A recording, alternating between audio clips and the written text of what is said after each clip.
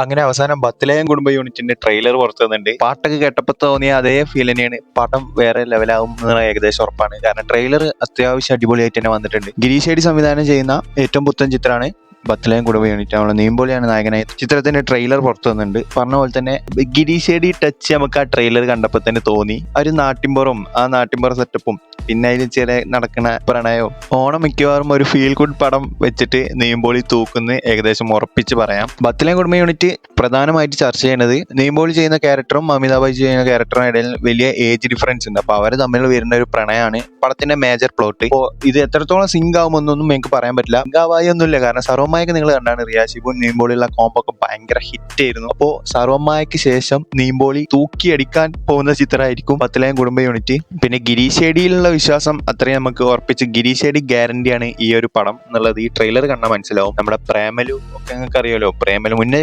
വന്ന ഇപ്പൊ ലേറ്റസ്റ്റ് ആയിട്ട് ഗിരീഷ് ഏടി ചെയ്ത പടം എന്ന് പറഞ്ഞാൽ കാതലിനും പ്രേമലുമൊക്കെയാണ്. പ്രേമലുവിന്റെ ലെവലൊന്നും പിന്നെ പറയേണ്ട ആവശ്യമില്ലല്ലോ.